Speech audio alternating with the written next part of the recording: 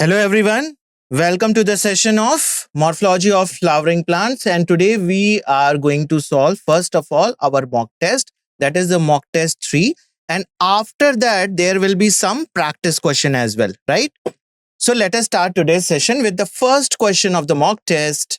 Question number 1, in wheat plant leaf which type of venation is present in the lamina? So they are talking about the wheat plant, right?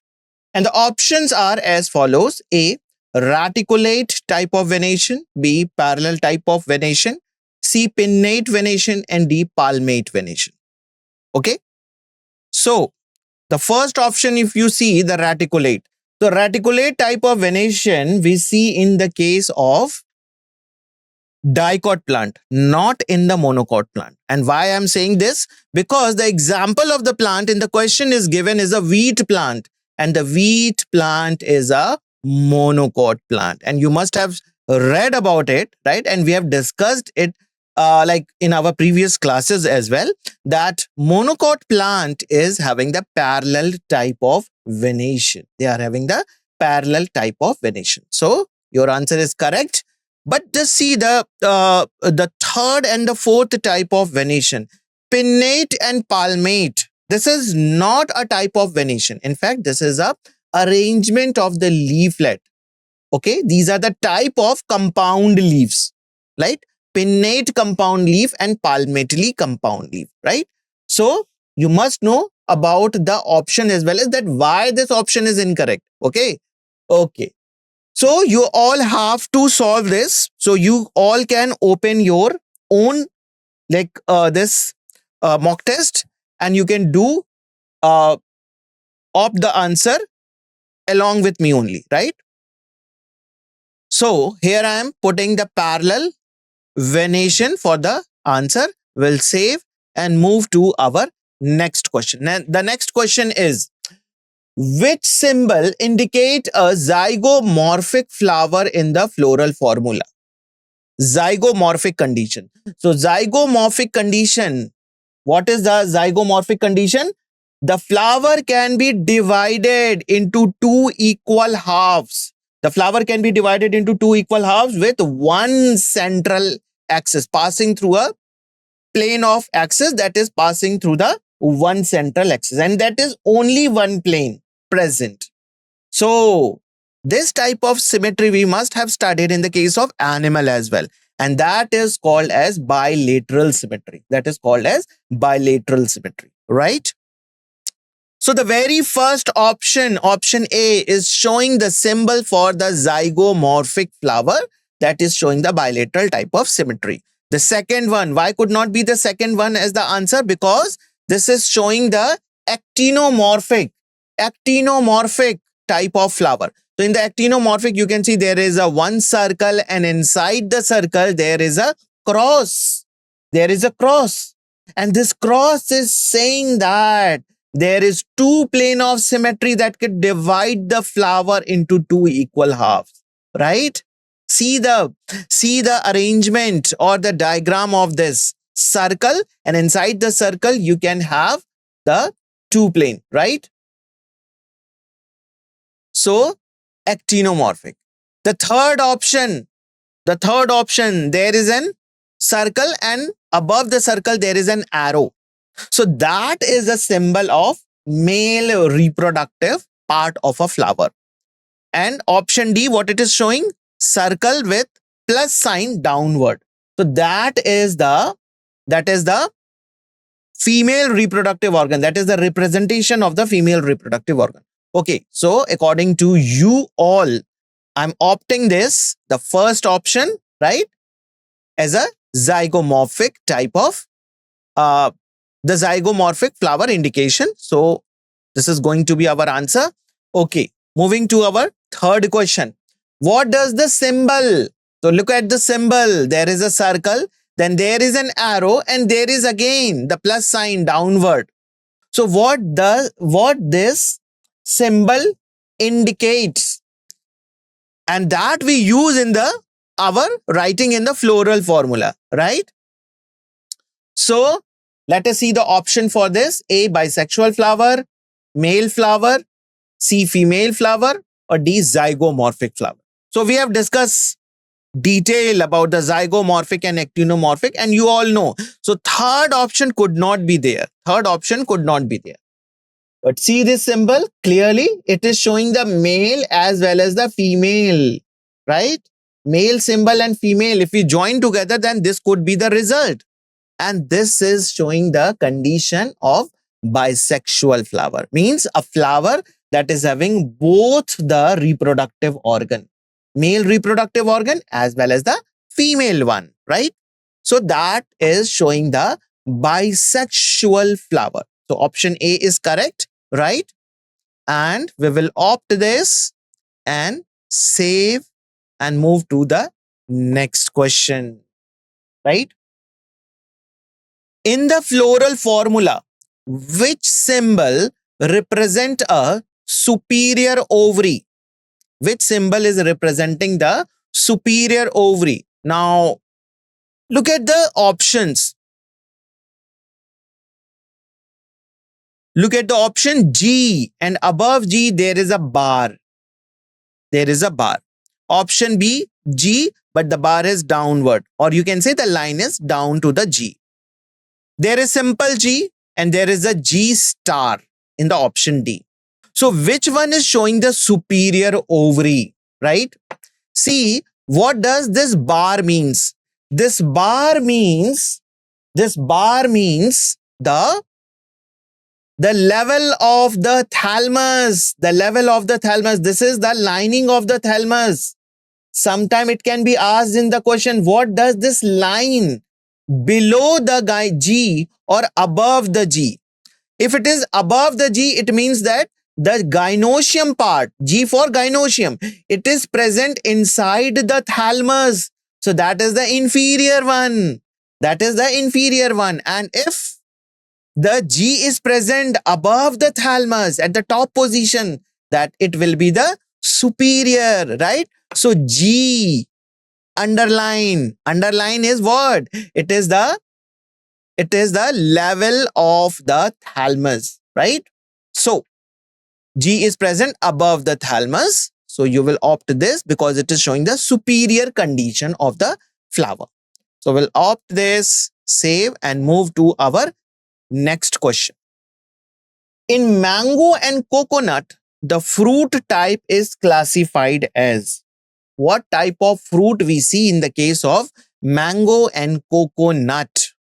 Option, let us see the option first. A, berry, C, drupe, C, papo, and option D, hesperidium. These are the different types of fruits. So the first one is berry. You must have heard about the different berries, right? Berry fruit. So any example if you remember about the berry fruit? The blueberry. Best example is the blueberry, right? Blueberry. Drupe. Drupe. Best example is the mango and coconut. And that is given in your book also, in your NCERT book, right? Drupe. The mango and the question, and see the question, mango and coconut. So that is a fruit type we see in the case of drupe. What you see special thing in the drupe, there is a pericarp. The pericarp can be divided into 3 different layers. The outer one is the epicarp. Then there is a fleshy part that is called as a mesocarp. And your endocarp is hard and stony. And inside the endocarp, the seed is present. Right?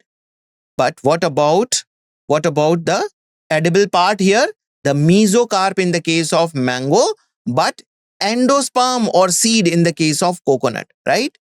So it doesn't mean that the drupe is a fruit, so every time the mesocarp will be edible. In drupe also, you can see the edible part is different, right? Okay, coming to the papo. Papo you see in the case of cucumber. The cucumber is a papo. Hesperidium, lemon, citrus fruits. They are showing the hesperidium type of fruit. there you see that the juicy hairs are present. Juicy hairs are present, right? In the multilocular it is, and each locule is having the, yes, oranges also, and each locule is having hairs, and these hairs are having the lot of juices in it, and that is the edible part, right? So here the correct answer is drupe. That we are discussing each and every option, so you get the additional information, right? Okay, so drupe is the correct option. We will save and move to our next question. Which of the following is a characteristic feature of the parthenocarpic fruit? Parthenocarpic fruit. Let us see the options. A, developed from fertilized ovary. Parthenocarpic fruit developed from the fertilized ovary. B, formed without fertilization. Without fertilization. C, presence of multiple seeds. And D, thick and fleshy pericarp. So the parthenocarpic fruit, if you remember the definition, what is that definition? The fruit that is formed without fertilization. Very, very important. Without fertilization. That is called as parthenocarpic fruit, right? And such seeds are not having seeds. This is the speciality of this fruit, that they are not having seed. See, how the seeds are formed. Very important. Ovules are present in the ovary before fertilization. I'm talking before fertilization. Inside the ovule, inside the ovary, there is ovule. And inside the ovule, there is an egg. There is an egg. If you remember, the embryo sac, 7-celled and 8-nucleate structure, right? In there is a one cell that is represented as an egg. So this egg, when get fertilized, then only your ovule will change into seed. But if anyhow your ovary transformed into fruit without fertilization, and for that we need some hormones, right? So if the hormones are there, and it changes ovary to the fruit without fertilization, so the ovule will not transform to seed. So fruit will be there, but there will be no seed, right? And that is why such type of seeds, such type of fruit, actually, they are required in the market, because it is easy to consume that food, easy to eat that fruit. Imagine your grapes are having seed. It will be very difficult, right? So grapes are seedless, and that is why we eat so easily to that, right?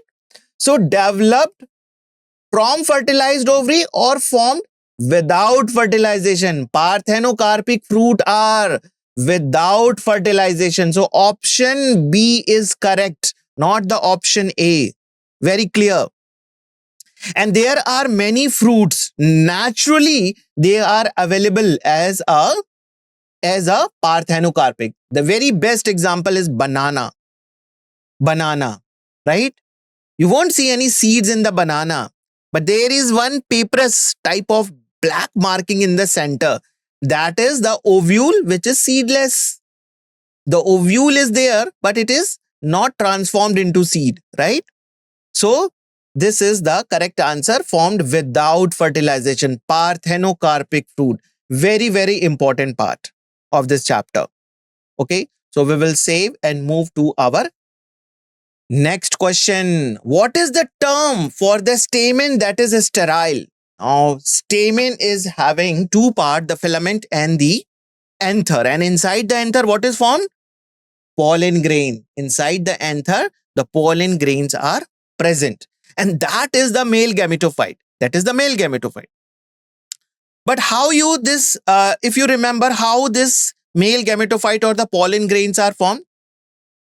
In a very quick explanation, I'll suggest that read the formation of anther. For this, there is locule, and inside the locule, there is a parietal cells. Now, parietal cells transformed into microspore mother cell. How it transformed? by collecting a lot of cytoplasm and its nucleus become larger. So this cell become different from the other cell. And this cell undergo meiosis to form the microspore.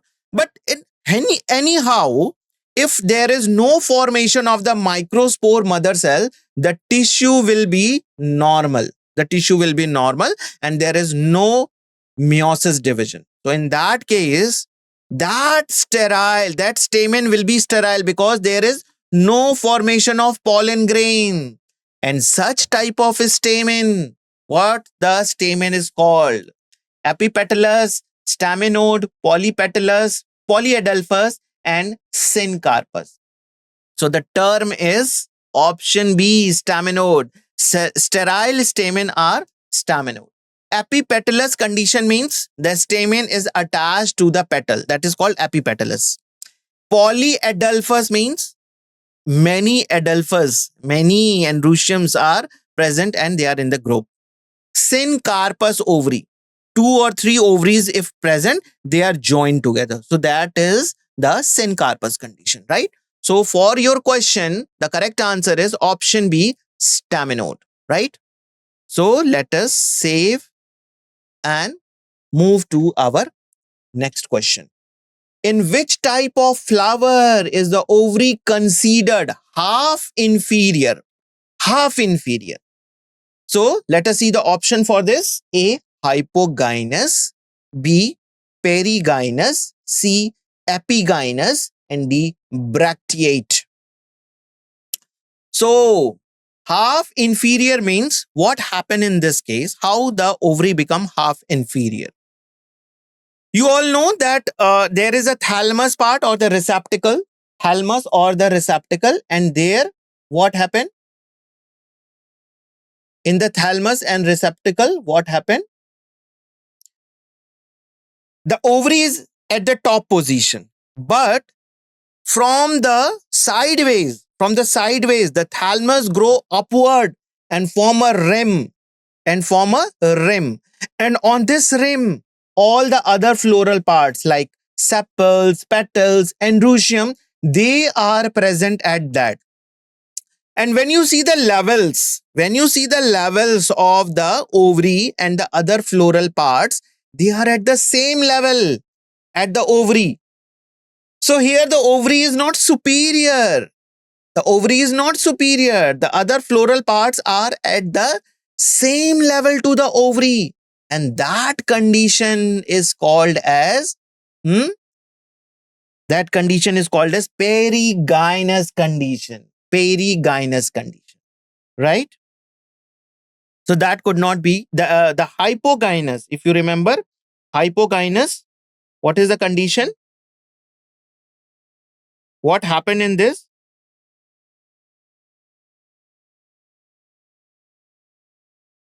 Hypogynous condition, the flower, the ovary is present at the top. The ovary is present at the top and all the floral parts are emerging below the ovary. They are present below the ovary. So ovary at the top. So that is the superior condition, superior ovary. So that could not be the correct answer, right? Our correct answer is perigynous. Coming to the epigynous. Here the ovary is totally inferior because the ovary got embedded inside the thalamus and all the floral parts are present above the ovary, right? So this is the totally inferior condition. Perigynous is in between the superior and inferior condition, right? Bracteate. The flower is bracteate. It means the bracts are present. So we will opt this B option as a correct answer, right? And we will save and move to our next question. Which type of estivation is observed in pea flower? What type of estivation you see in the case of pea flower? Let us see the option. A, valvate estivation, B, twisted estivation, C, imbricate type of estivation, and option D, waxillary type of estivation. So if you remember the flower of a pea, remember it is having 3 different shape of petals. Three different shape of petals. There is one large standard petals. One large standard petals. And the two wings are present inside the standard. If you see the margin of the petals, okay, the standard margin is covering the wing part. So wing is inside the standard, and there is a two small petals joined together and form a very special type of uh, petal that is called as keel, K-E-E-L, keel, right? And this keel is present from both the side. The wing is there, so this keel is present inside the wing, right? And such type of estivation is called as vexillary estivation. Very, very important. And due to this vexillary type of estivation, what is the type of symmetry they are having? They are having zygomorphic symmetry, because there could be only having one type of symmetry, bilateral. Okay, one plane axis that can divide the flower into two equal halves, left half and right half, right? So they are showing the bilateral type of symmetry, zygomorphic flower. So vexillary estivation. Twisted estivation, you must be knowing that the every end of the petals or sepals is, okay, covering the or overlapping the next one, right? In valvate, the margins are just touching. They are not doing any overlapping thing that we see in the case of twisted one, right? Imbricate type of estivation. What we see in the case of imbricate type of estivation? There is not a proper orientation of the overlapping. The two are inside the two adjacent petals or sepals, and two are outside. Whereas the other three, they are doing overlapping part of thing that we see in the case of twisted. So they are not showing any proper orientation that we see in the case of imbricate type of estivation. So vexillary we see in the case of pea plant. So we will save this and move to our next question. What distinguishes a compound leaf from a simple leaf? Compound leaf or a simple leaf? A. Presence of incision in the lamina. B. Presence of a bud in the axil of leaflets. C. Incisions reaching the midrib forming the leaflets. And D. Absence of petiole. So, what is distinguishing characteristic that we see in the case of compound leaf and simple leaf? See, you must have seen that the larger leaves are dissected. The larger leaves are dissected, and they are dissected into small leaflets. Why? Can you answer this? Why the larger leaves are dissected and you see there are different leaflets? Because the leaves, if they are large and if there is air current that can dissect the leaf, or the leaves could be torn and there could be damage of the tissue, then they will not do the process of photosynthesis properly, and slowly the leaves could decay. So this is the modification. Small leaves, they are simple leaves, but the leaves become dissected. The compound leaf, larger leaves, right? So these incision reaches to the midrib region and forming the leaflets. So you see neem leaf, you see rose leaf, they are having the leaflets. Earlier they were only one leaf, but due to the air currents, their leaf become dissected. So the leaf got modified itself. Slowly, they itself torn their lamina and form small leaflets. So in that case, there is no damage to their lamina part, right? And they can do the process of photosynthesis properly. So option C is the very correct answer. Incision reaching to the midrib, forming the leaflet. This we see in the case of compound leaf, but this feature is totally absent in the case of simple leaf, right? So we will save this and move to our next question. In cycas, the roots associated with the nitrogen fixing cyanobacteria are called. What is the name of that root they are actually asking in the question?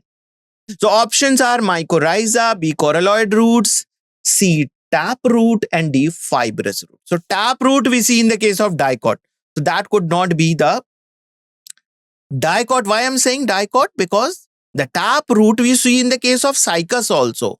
But this coralloid type of root is very, very different from the tap root, right? So at the base of the stem, you see some of the roots that are dichotomously branched. Very small, but they dichotomously branch. And these are again negative geotropism showing. They are moving upward, not the downward, right? And also, there is a tap root in the case of cycas that is going downward. Okay, so the coralloid root is having a lot of cyanobacteria, and this cyanobacteria, they trap the nitrogen from the air and they can fix that nitrogen that is available to the plant. Though nitrogen is there a lot of in the air, but that is not be taken by the cycas plant. So this cyanobacteria is helping to take that nitrogen which is available in the air in the sufficient quantity, right? 72% nitrogen, but that plant cannot take. So the cyanobacteria is helping by residing inside the coralloid root of the cycas root. And this root is showing the negative geotropism phenomena. Can you think why it is going upward? Because the air, the sufficient air is present above. It is not inside the soil. And that nitrogen N2 gas, they can fix that and make it available to the plant, right? The other mycorrhizal association you must have heard about in the case of pinus. We have discussed about this in our previous classes. Mycorrhizal association, we see in the case of pinus, this is the fungal association, right? And this cyanobacteria is a monerans, prokaryotic cell, a type of bacterial cell, right?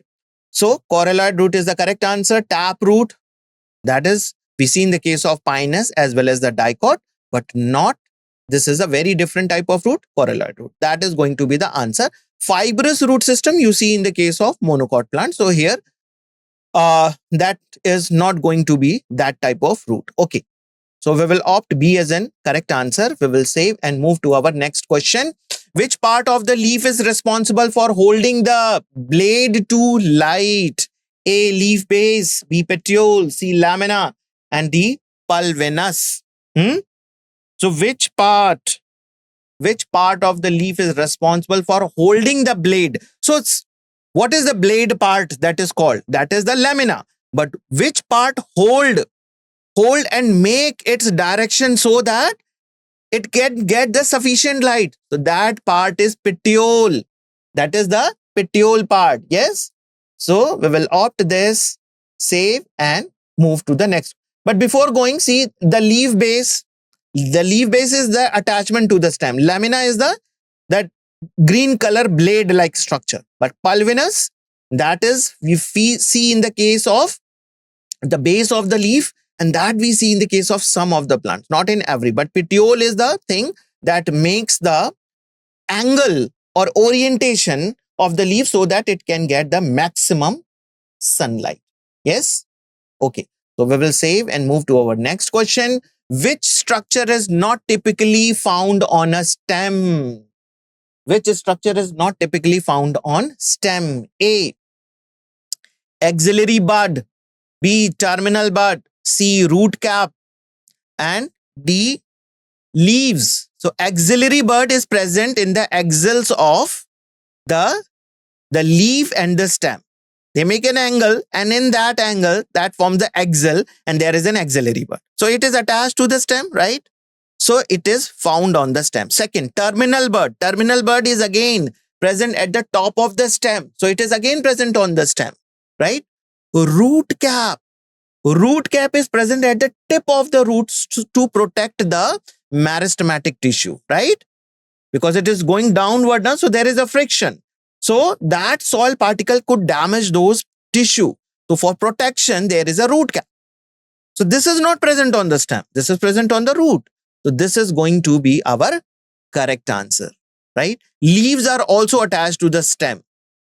So we will save and move to our next question. Which of the following is a distinguishing feature of a stem compared to a root? Distinguishing feature of a stem. A. Presence of root hairs. B. Presence of nodes and internodes. C. Absorption of water and minerals. And C. Presence of root cap. So what is the distinguishing feature of the stem as compared to the root? Stem is having one thing that make it a stem. Presence of nodes and internodes. Nodes and internodes. And that is totally absent in the case of root. You see root hairs, sometimes from the stem also the root emerges, right? So that is not exceptionally that you see the root hairs on the roots only. They can present on the stem as well. As we see in the case of adventitious root, right? Absorption of water and minerals. Stem can also absorb the water and minerals, right? Presence of root cap. Presence of root cap, that is present on the root only. But this nodes and internodes is present on the stem only. So this is the distinguishing feature. And you see the tuber, the potato tuber, they are also having the nodes and internodes. And because of that only, we say that the tuber, the potato tuber is a stem, right? Okay, so we will opt this, nodes and internodes, right? And we will move to the next question. From which part of the embryo does the stem develops? A. Radicle, B. plumule, C. Cotyledon, and D. endosperm. Plumule, from which part of the embryo does the stem develop? Very simple. Radicle give rise to the root and plumule give rise to the stem part. Cotyledon do not give rise to the root or stem. They are store the reserve food material, right? And endosperm also. And in the endospermous seeds, the reserve food material is there, but in the non-endospermous, the cotyledon is having the reserve food material. So the plumule is going to be the correct answer. So we will opt this and move to our next question. The root cap is located at which part of the root? They are talking about the root cap. At which part of the root? A. Base of the stem, apex of the root, region of elongation, and D. Region of maturation. So the root cap is present at the apex of the root. We have discussed just now. They are present at the apex of the root. Why they are present so? Because the root is continuously growing downward. It is continuously growing downward, and while growing downward, there is a friction. There is a friction by the soil particle, and that could damage the tip of the root. So for their protection, there is a cap region at the tip of the root, and that is called as root cap. Okay, so we will opt B option as the correct one and move to the next question. In dicotyledonous plant, the primary root and its branches form which type of root system? Dicot and primary root. A. Fibrous root system, B. Adventitious root system, C. Tap root system, and D. Prop root system. Fibrous root system is totally discarded. This option is totally discarded because we see in the case of monocot, not in the dicot. Adventitious root system, they are developing from the other parts than the radicle. So that could not be the correct answer. Tap root system, this develops from the primary root, the radicle. Okay, that forms the primary root. And when it is full grown, it transformed into the tap root. So this tap root is the main root, and from this main root, many secondary branches emerges out, right? So we will opt this tap root as a correct answer, save, and move to the next question. Which region of the root is responsible for the absorption of water and minerals? Absorption of water and minerals. So, A, root cap, B, region of meristematic activity, region of elongation, and D, region of maturation. So, root cap, that is for the protection of the root apex. B, region of meristematic activity. This region continuously it is dividing and making a new cells. That new cells transform or they get elongated. So this meristematic activity and elongation is not going to be the one that absorbs the water and mineral. In the region of maturation, there is a lot of root hairs are grown. Many root hairs emerges out from the wall of the roots, and that is responsible for the absorption of water and minerals, right? So we are going to opt this region of maturation, save, and move to our next question. An angiosperm differ from the gymnosperm by possessing A, ovule, B, xylem tracheids, C, xylem vessels, and D, seeds, right? So ovule we see in the case of both. Though in the case of gymnosperm, they are having the naked ovule. But in the case of angiosperm, they are having the ovule and it is covered, covered by the ovary wall. So it is not naked. But both are possessing the ovule. Xylem tracheids are present in both the gymnosperm and angiosperm. But xylem vessels, it is not found in the case of gymnosperm. They are absent. In the case of gymnosperm. But there is an exception, ephedra. Ephedra is one of the gymnosperm species that they are having the vessels. Oh, that is the exception. But generally, the gymnosperm do not possesses the xylem. Okay. So, and seed, you see, seed is present in the both. And one of the pinus seed is very, very famous, commonly called as chilgoza seed, and it is very, very costly, right? So seeds we see in the case of both gymnosperm and angiosperm. But this xylem vessel we see only in the case of angiosperm. So we are having just 1 minute left. So we will save and move to our next last question. Which of the following is a characteristic feature of a gymnosperms? A, ovule enclosed in an ovary. Seeds covered by a fruit, presence of a naked seed, dominant gametophytic generation. So this is a very easy question, and you all are going to solve this. Yes, naked seed, that we see in the case of only and only in the case of gymnosperm, right? So they are having the naked seed. This is going to be the correct answer. Okay, so we will save and submit the test, and let us see are our answer are correct or not. Okay, so we have done our test 100% correct. All answers are correct. Okay, so we have completed our mock test. So mock tests are very, very important. You must do this. And one more thing, like we will have some practice question just now. So I'll take a minute to come with the practice question. So be with us. Don't go anywhere. I'm just coming in a minute. Okay, so we will have some practice question. Yes.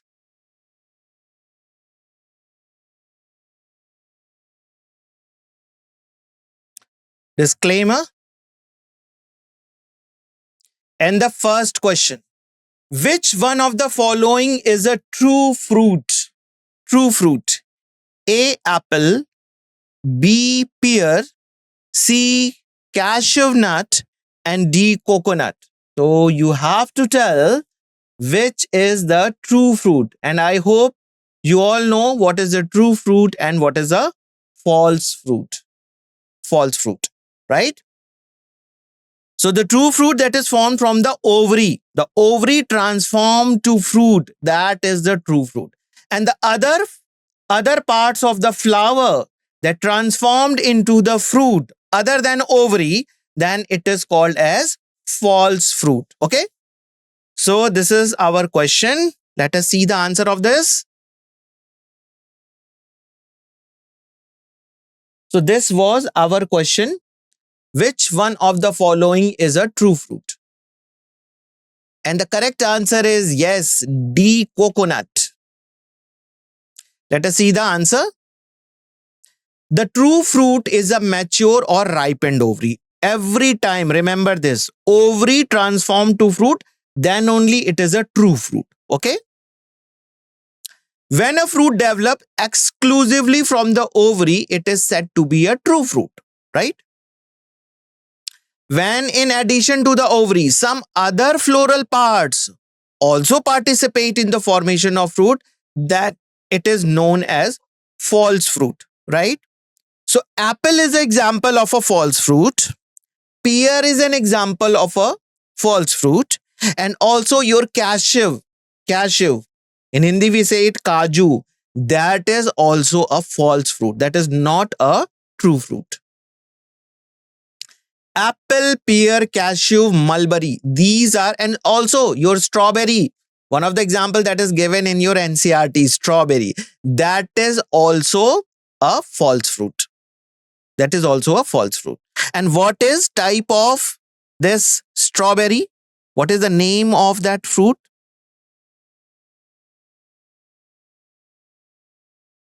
Name, a special name of the strawberry fruit. Like you are having a drupe for the coconut and mango, but for this strawberry, what is the name?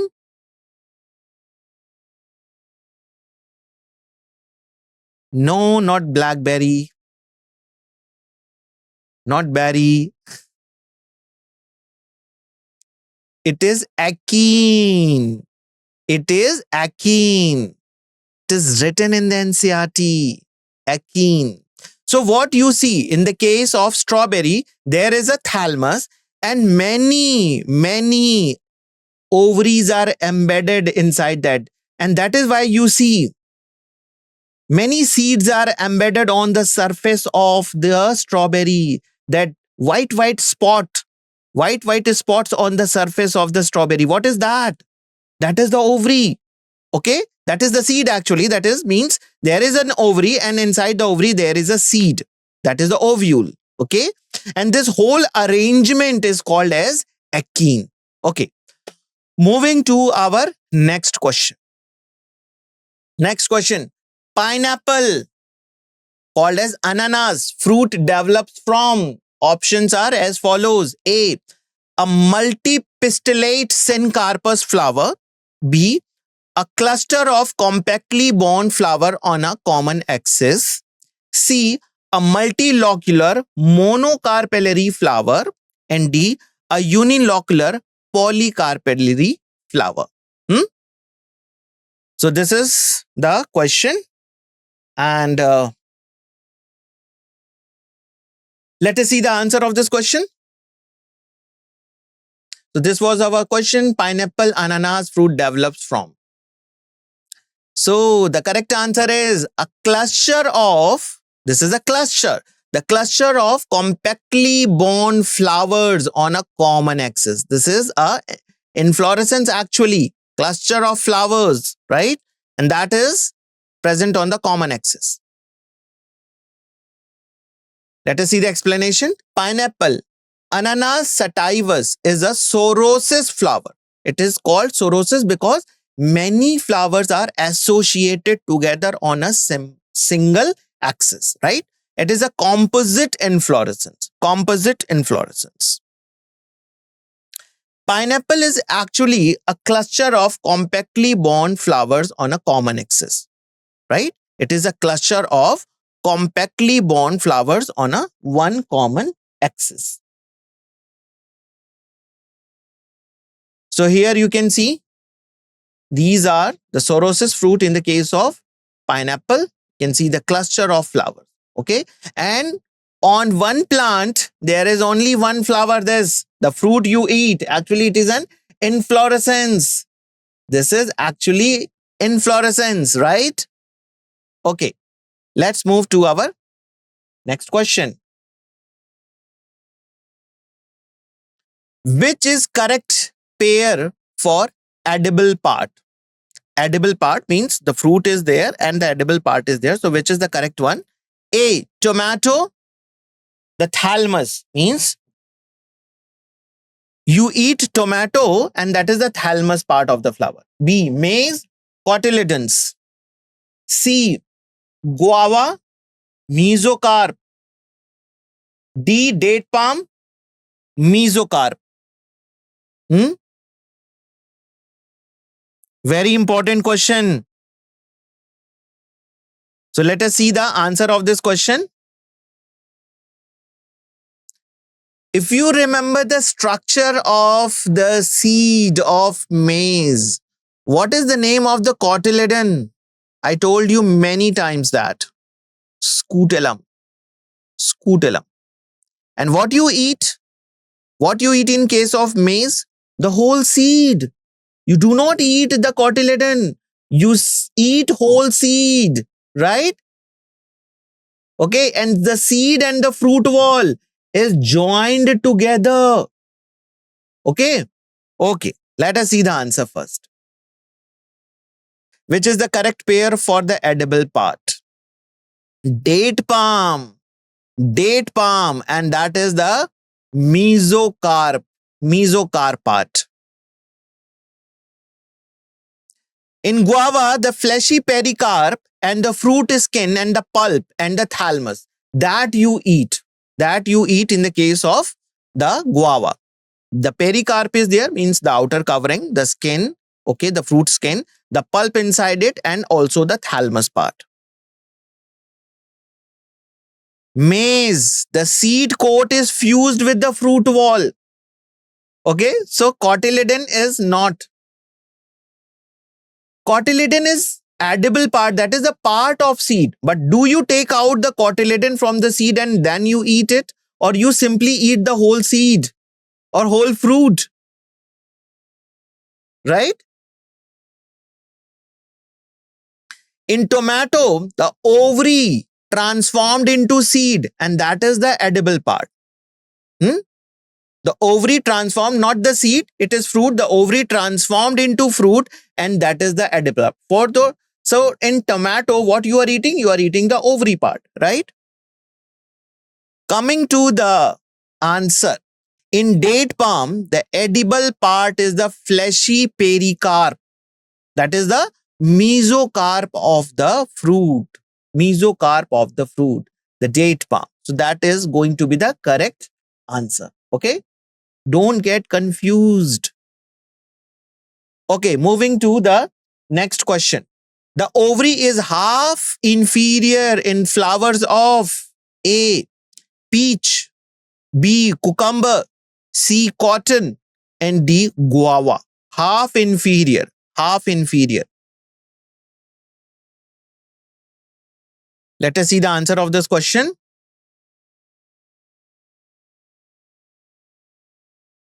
A, peach. The ovary is half inferior in the flowers of peach. Half inferior ovary is a type of plant ovary that is partially embedded in the receptacle tissue. The lower portion of the ovary is fused with the receptacle, while the upper portion remains free. So this results in the structure where the petals and stamens appear to arise from the middle part of the ovary, right?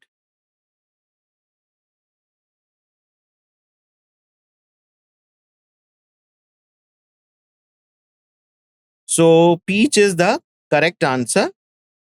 Okay. Let's move to the next question. Among the bitter gourd, mustard, brinjal, pumpkin, china rose, lupine, cucumber, sun hemp, gram, guava, bean, chili, plum, petunia, tomato, rose, withania, potato, onion, aloe, and tulip. How many plants have the hypogynous flower?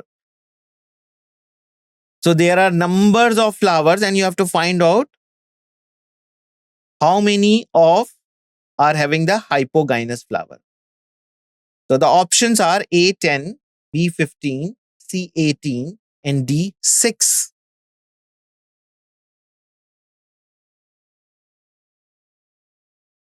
So this was our question.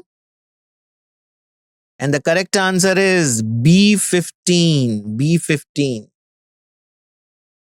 Mustard, that belongs to the cruciferi family. Brinjal, solanaceae, china rose, malvaceae, lupine, leguminous, gram, leguminaceae, bean, leguminaceae, chili, petunia, potato, tomato, withania, that belongs to solanaceae, onion, aloe, tulip, and they have the hypogynous flower. And bitter gourd, cucumber, guava, myrtaceae are having the epigynous flower, and the rose has perigynous flower. Next question. What would be the number of chromosomes of the aileron cells of a plant with 42 chromosome in the root tip cell? The root tip cell is a diploid and they are talking about the aileron layer. Aileron layer. I hope you know where the aileron layer is present, right? So the options for these questions are A 42, B 63, C 84, and D 21. Let us see the answer of this question.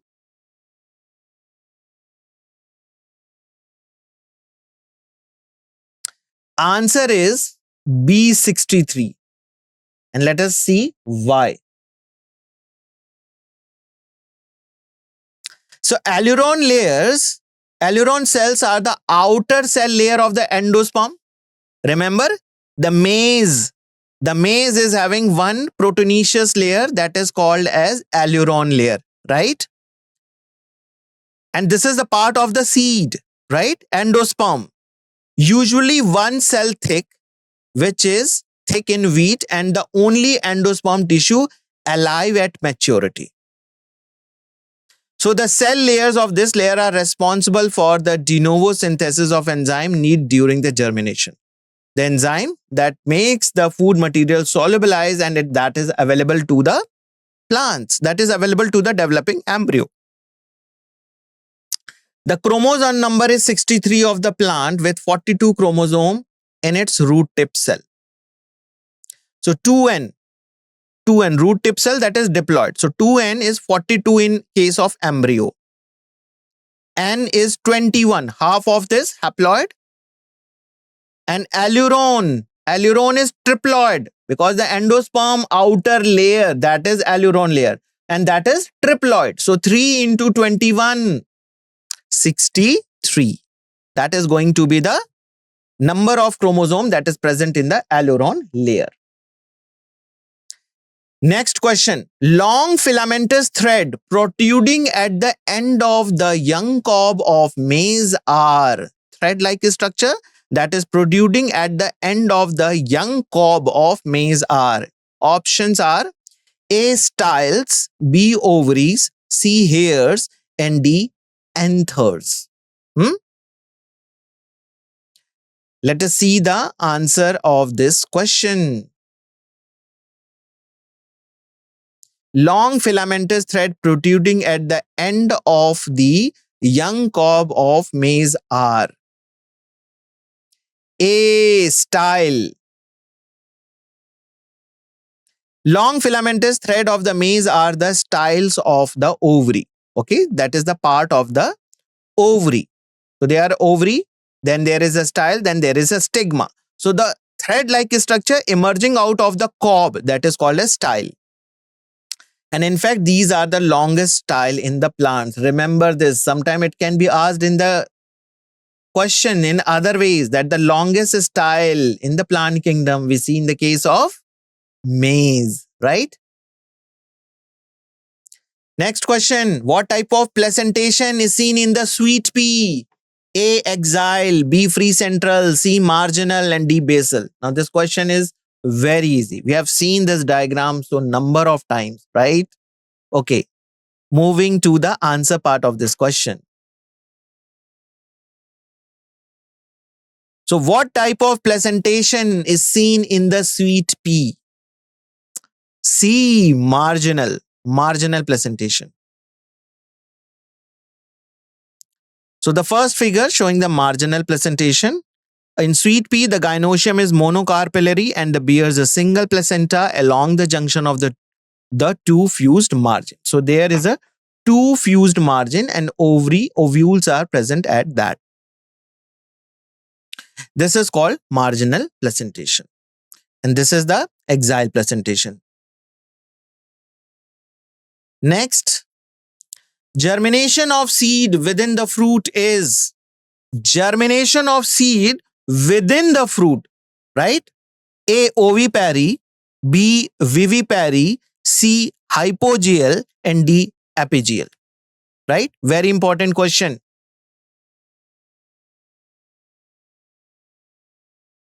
So let us see the answer of this question.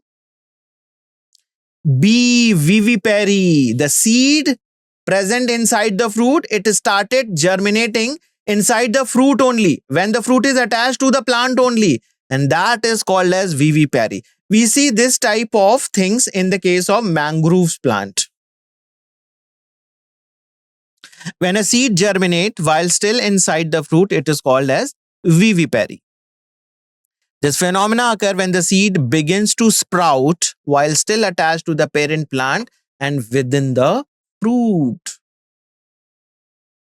Next question, and this is the last question of today's session.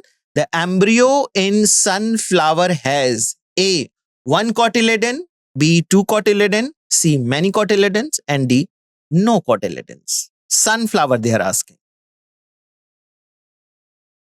Let us see the answer. The embryo in sunflower has two cotyledon. It is a dicot plant. Sunflower is a dicot plant. So why many cotyledon? It is dicotyledon. Sunflower is a dicotyledonous plant, and hence its embryo has two cotyledon. If we are talking about one embryo, then it is having two cotyledon. Plant like maize are monocotyledons and have a single cotyledon in the embryo. So this is all about today's session. Thank you very much for attending today's session.